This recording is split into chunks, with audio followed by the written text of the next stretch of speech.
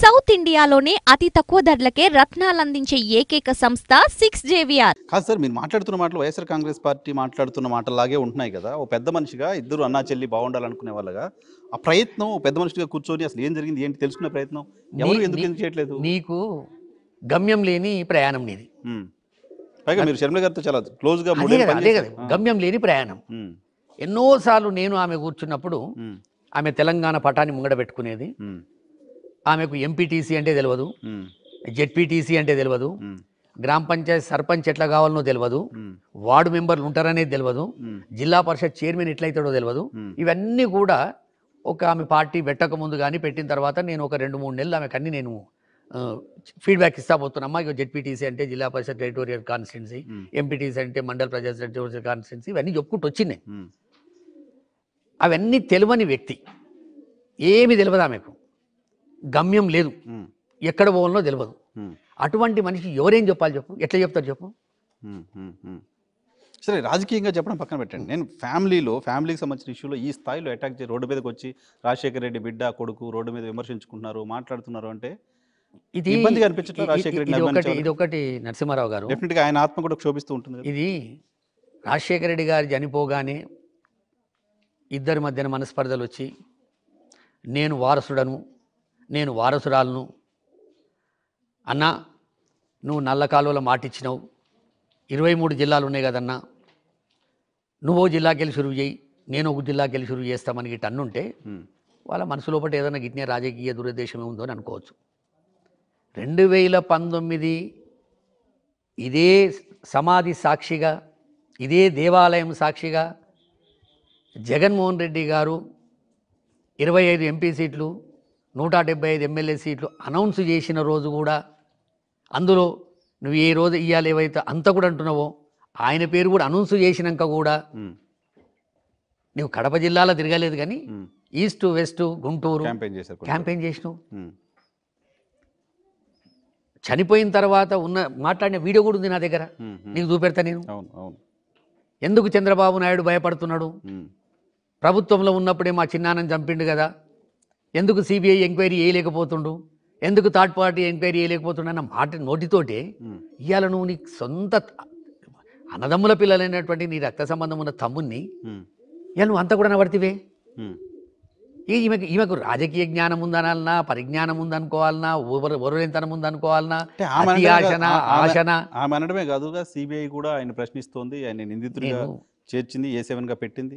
నేను కాదంటలేను, సుప్రీంకోర్టులో ఉంది, సిబిఐలో ఉంది, అది ఏదో వాళ్ళు చెప్తారు. నువ్వు మెడకెందుకు వేసుకొని తిరుగుతున్నావు? ఇప్పుడు వైఎస్ రాజారెడ్డి గారిని చంపింది ఎవరు, ఎవరి ప్రభుత్వంలో చంపిర్రు? తెలుగుదేశం పార్టీ. అప్పుడు నువ్వు ఏ మూలకు వండుకున్నావు? తర్వాత నన్ను ఎప్పుడన్నా అనగలిగినవా? నువ్వు రాజారెడ్డి గారిని తెలుగుదేశం ప్రభుత్వం లేను, రాజశేఖర రెడ్డి గారు అన్న తమ్ముడు వివేకానంద రెడ్డి గారిని తెలుగుదేశం ప్రభుత్వంలోనే. మరి అప్పుడు నువ్వెందుకు ఏ మూలకు వండుకున్నావు, ఏ పొయ్యిలో వండుకున్నావు, ఏడ గొంగడి కప్పుకొని వండుకున్నావు? మాకు బాధ అవుతుంది నరసింహారావు గారు, ఇవన్నీ మేము మాట్లాడుతుంటే మా అన్న సమాధి దగ్గర ఇలా ఏం విలువించినావు మా అన్నది. నేను అందుకే చెప్తున్నా, నువ్వు మురుసుపల్లి షర్మిలగా నువ్వు ఏమన్నా ఊరేగు, మాకు సంబంధం లేదు. నువ్వు బఠాలు అమ్ముకుంటావా, చింతకాయలు అమ్ముకుంటావా, ఏరుశనగకాయలు అమ్ముకుంటావా, నువ్వు ఏమన్నా చేసుకో, యుద్ధాలు చేస్తావా. నిన్న ఒక నియోజకవర్గంలో 75-80 మంది ఉన్నారు. అవును, ఆ 80 మందిలో 60 మంది వైఎస్ఆర్సీపీ వాళ్ళు, జగన్ గారి మనుషులు. వాళ్ళు ఏదో ప్రశ్న వేసారు, రా తమ్ముడు నువ్వు మాట్లాడతాము, దమ్ముంటేదా, ఏమన్నా యుద్ధానికి వచ్చినామా, పైల్వాన్లమా, అలా ఆడ మనిషివి, ఎందుకు ఈ ఫ్రస్ట్రేషన్? అసలు నాకు ఒకటి నరసింహారావు గారు, మా అన్న సమాధి సాక్షిగా అడుగుతున్నా, నీకేం కావాలి? న్యాయం కావాలి. ఏం న్యాయం? వివేకానంద రెడ్డి గారి హత్య కేసు ఇది ఇప్పుడు దింపుడు కల్లా మాష. అంతేనా? 5 ఏళ్ళు అయిపోయింది, సిబిఐ ఎంక్వైరీ అవుతుంది, సుప్రీంకోర్టులు ఉన్నది, అది ఏమవుతుందో అవుతుంది. వైఎస్ రాజశేఖర రెడ్డి గారు రాజకీయ జీవితం ఆల్మోస్ట్ హస్తం గుర్తుపైన నడిచింది. ముందు అవధోడు అనుకోండి, తర్వాత హస్తం గుర్తుపై నడిచింది. వైఎస్ రాజశేఖర రెడ్డి గారి రాజకీయ జీవితం అంతా కడప జిల్లా చుట్టూ తిరిగింది.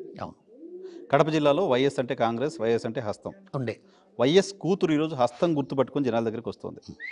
రాజకీయంగా వైసీపీకి నష్టం కాదు? మన తండ్రిని ఎవరు చంపారు? నువ్వేం అడిగినావు ఆ రోజు? యాక్సిడెంట్ కాదా? ఎవరు చంపి ఆమెకు అనుమానాలు నేను మాట్లాడినట్టు ఉన్నది అంటివి కదా నువ్వు కూడా. ఈ కాంగ్రెస్ సోనియా గాంధీ మా నాయనను మా పొట్టను పెట్టుకుందని అంటివి కదా. ఎందుకు పాదయాత్ర చేసినావు 3212 కిలోమీటర్లు? ఎవరికి వ్యతిరేకంగా చేసినావు? సోనియా గాంధీ గారికి వ్యతిరేకంగా, కాంగ్రెస్ పార్టీకి. కాంగ్రెస్ పార్టీకి వ్యతిరేకంగా నామరూపాలే కూడా కాంగ్రెస్ను భూస్థాపితం ఎందుకు చేసినాం మనం? మన అన్నని జైల్లో పెట్టినందుకు, మన నాయనని ఎఫ్ఐఆర్లో పెట్టినందుకు. తుస్ అంటే అయిపోద్దా? ఈమె క్షమిస్తే అయిపోద్దా? వచ్చిందా సోనియా గాంధీ, రాహుల్ గాంధీ, ప్రియాంక గాంధీ లోటస్ పాండ్కి వచ్చి విజయమ్మ గారి కాళ్ళ మీద పడి అమ్మా మాది పొరపాటు అయింది, ఇగో నీ బిడ్డను మేము తీసుకొని పోతున్నాం, రాజశేఖర రెడ్డి గారి వారసులుగా కాంగ్రెస్లో మేము పెద్ద ఎత్తున మేము ఆమెకు బ్రహ్మరథం పడతామని చెప్పిర్రా? లోపటి ఇంట్లో పోతివి, నాయనను పైకెత్తిరని చెప్తివి. నువ్వు సాటిస్ఫై అయితే అయిపోతుందా? నీ తల్లి కావద్దా? సో ఒరిజినల్ రాజశేఖర రెడ్డి గారి అభిమానులు ఎవరు సాటిస్ఫై అవ్వట్లేదా? ఎవ్వరు కారు. సో ఆ క్లారిటీ ఉందా? రాజశేఖర రెడ్డి గారిని అభిమానించే వాళ్ళకి ఆ క్లారిటీ అందరికి ఉంది. ఇక్కడ అక్కడ కాదు, ప్రపంచంలో ఎక్కడెక్కడ ఉన్న అందరు కూడా కాంగ్రెస్ను ఎట్టి పరిస్థితుల్లో కూడా క్షమించరు. ఇక సరే, ఆంధ్రప్రదేశ్ ప్రజలు వాళ్ళను గొడ్డలతో నరికింది, రాష్ట్రాన్ని విడగొట్టింది, మూర్ఖత్వంగా బిహేవ్ చేసింది కనుక సోనియా గాంధీ కాంగ్రెస్ను, రాహుల్ గాంధీ కాంగ్రెస్ను ఆంధ్రప్రదేశ్ ప్రజలు ఇనుప కాళ్ళతో దొక్కేస్తారు. సో ఇప్పుడు హత్య కేసుకు సంబంధించిన మాట్లాడుతున్న మాటలు చూస్తే చాలా బాధగా అనిపిస్తోంది. రాజశేఖర రెడ్డి గారిని అభిమానించే వాళ్ళకి ఎవరికైనా చాలామంది మాట్లాడుతూ ఉంటారు కదా, బయట ఆఫ్ ది రికార్డ్ కూడా కొంతమంది మాట్లాడుతుంటారు, ఈ పిల్లలు ఎందుకు ఇట్లా బయటకు వచ్చి ఇట్లా మాట్లాడుకుంటున్నారు అని. అదే కదా ఇప్పుడు నేను ఆ వాస్తవాలు చెప్పుదామన్న ప్రయత్నంలో భాగంగానే నేను ఇప్పుడు కడపకు వచ్చిన. ఏంటి మీరు చెప్తున్న వాస్తవాలు ఏంటి? ఏం లేదు, వద్దమ్మా, నీకేమన్నా నీకు ఏం కావాలి చెప్పు. చెప్పండి. కెమెరా ద్వారా వైఎస్ షర్మిల గారికి రాజశేఖర రెడ్డి షర్మిలమ్మ నీకేం కావాలి? నువ్వు చేవెళ్ళల పాదయాత్ర స్టార్ట్ చేసినప్పుడు ఏం మాట్లాడినావు? 3800 కిలోమీటర్లు నడిచినప్పుడు ఏం మాట్లాడినావు? ప్రతి ఎమ్మెల్యే నియోజకవర్గంలో పబ్లిక్ మీటింగ్ పెడితే ఏం మాట్లాడినావు? ఎన్నికలు వచ్చే వరకల్లా ఏం మాట్లాడినావు? ఎన్ని సీట్లు నిలబడుతున్నావు? ఏం చేసినావు? నువ్వేడ నిలబడుతున్నావు? ఏడ మట్టి పట్టుకున్నావు? ఇవాళ ఈడికి వచ్చినావు, ఎందుకు పీసీసీ ప్రతినిధి తీసుకున్నావు? ఏం మాట్లాడుతున్నావు అర్థమైతే లేదు. దానికి ఆమె జవాబు చెప్పాలి. ఎందుకు వైఎస్ షర్మిల గారు మీరు చాలా దగ్గర నుంచి చూశారు, ఇప్పుడు కాదు చాలా సంవత్సరాలుగా చూస్తున్నారు మీరు, ఆమెలో ఈ మార్పు వెనక ఎవరున్నారు? ఈ మార్పు ఎందుకు? ఒక్కటి మాత్రం బాగా గుర్తుంచుకోండి నరసింహారావు గారు, సరే అది పొలిటికల్గా అనుకోవచ్చు, రాజకీయ బట్టగాల్చి మీరు వేసుకుని ఉండొచ్చు, ఏదన్నా అనుకోను, మన తెలుగు రాష్ట్రాలలో ఒక నీచమైన బుద్ధి ఉన్నటువంటి నరరూప రాక్షసుడు నారా చంద్రబాబు నాయుడు. ఎవని ఇల్లు చక్కగా ఉండొద్దు, ఎవని ఇల్లు మంచిగా ఉండొద్దు, ఎవడు సంతోషంగా ఉండొద్దు, ఎవడు బాగుపడొద్దు. మెల్లంగా శాపను పట్టినట్టు నర్రా సునీతారెడ్డిని పట్టిండు. ఆమెను ఒక అడుగు కూడా కింద పెట్టకుండా, మట్టి అంటకుండా సుప్రీంకోర్టు చుట్టూ తిప్పిండు, హైకోర్టు చుట్టూ తిప్పిండు. ఎంత జగన్మోహన్ రెడ్డి గారి మీద లేనిపోని, వివేకానంద రెడ్డి గారి విషయంలో లేనిపోని అన్నీ తీసుకొచ్చి ఆయన మీద వేసే ప్రయత్నంలో భాగంగా సునీతారెడ్డిని క్యాప్చర్ చేశాడు. ఈమె కొంత ఆర్థిక ఇబ్బందులలో ఉందో ఏందో తెలియదు, ఈ వెంబడి కొంత 3-4 ముఠా నాయకులు ఎవరెంబటి, ఈ షర్మిలమ్మ గారు వెంబడి ఆయన భర్త అనుకో, భర్త ఫ్రెండ్స్ ముఠా నాయకులు. ఏముంది చెప్పు, చంద్రబాబు నాయుడు గారు ఎటువంటి వాడు అంటే, నీతోటి ఏదైనా మాట్లాడాలనుకో, ఓ కేసు విషయంలో, ఒక సెటిల్మెంట్ విషయంలో, మొదలు నీ ఇంటికి డబ్బులు పంపించేస్తాడు, తర్వాత మాట్లాడకం ఉండదు. ఒక 200, 50, 30, 70 పంపించేస్తాడు, కోట్లు మజ్బూర్ చేస్తాడు, మనిషిని తీసుకొస్తాడు. ఆ విషయంలో నేను మా రాజశేఖర్ అన్న దేవాలయం నుండి మాట్లాడుతున్నా. ఆమెను మాట్లాడమంటే ఆమె కూడా వచ్చి మాట్లాడుతుంది నాకు తెలిసి, ఎందుకంటే ఆమె మట్టి పట్టుకొని నేను పాలేరు బిడ్డనన్న మనిషి ఏదైనా చేస్తుంది, అవసరమైతే ఈడనే మొత్తం వారం రోజులు ఉపవాస దీక్ష చేసి కూడా అబద్ధాలు ఆడమంటే ఆడుతుంది.